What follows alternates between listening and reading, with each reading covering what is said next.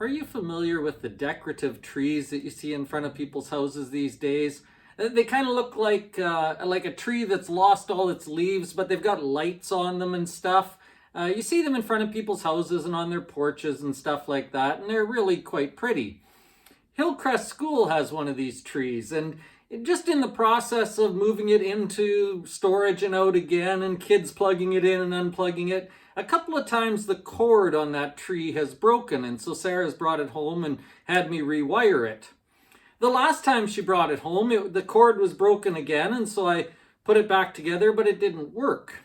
And so I got my multimeter out and I started testing it, and I realized that the adapter at the end of the cord wasn't working, that the adapter had actually failed.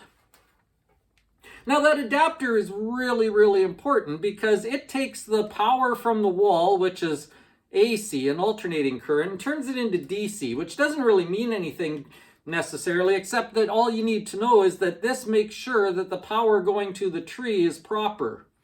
If you just took the cords from the tree and plugged it right in the wall, you'd blow the whole thing up. It couldn't take that much power. So you need an adapter that slows it down and changes the way the power works.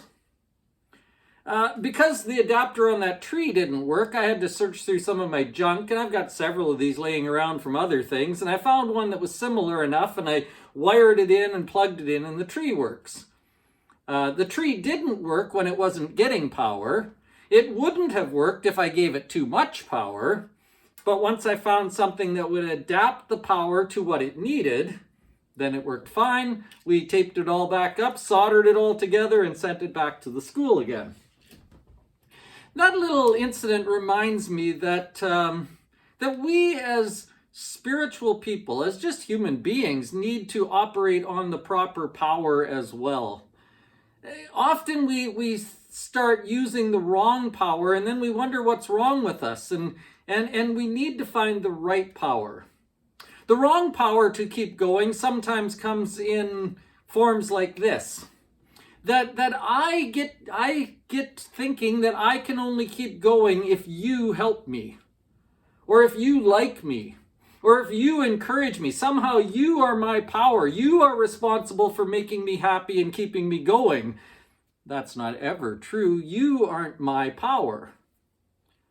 Sometimes I get it backwards and I start thinking that I am someone else's power to keep going. It's up to me to make sure somebody is fine and okay, and it's my job to carry somebody else, and I am going to be the power that makes them okay.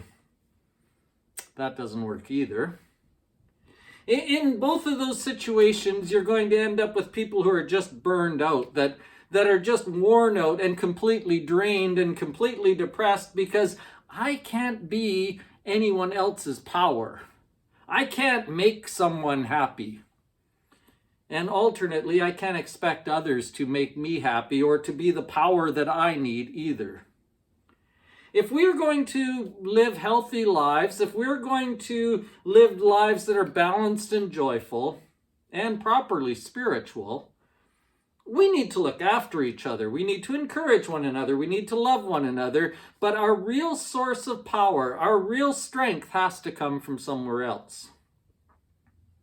In the book of Nehemiah has rebuilt the walls around Jerusalem, and then he gathers all the people and he has Ezra the priest read the law to them. He reads to them what God has to say, and then he summarizes the whole thing, and he says to them, he reminds them that the joy of the Lord is your strength. He says, if you want to be joyful, you're not going to find it in other people. You're not going to find it in events. You're not going to find it in things you do. You'll find short-term joy, but never lasting joy, because the place you're going to get that power is from the Lord. The joy of the Lord is your strength. Or if you come up into the New Testament, I love this prayer that the Apostle Paul prays for the Thessalonian church. He says this: may our Lord Jesus Christ himself and God our Father, who loved us and by his grace gave us eternal encouragement and good hope, encourage your hearts and strengthen you in every good deed and word. If you're feeling tired today, if you're feeling worn out, if you're feeling a little down, if you're feeling like you're missing something, may I suggest to you maybe that's what you're missing. You're missing your real power. Paul says that God himself, who has loved us by his grace and given us eternal encouragement and hope, he can encourage your heart.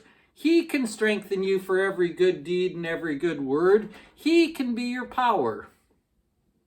Once again, I need to encourage others. I need to help others, but I can't live other people's lives. I can't make them happy. You can't make me happy. You're not my strength, and I'm not really yours.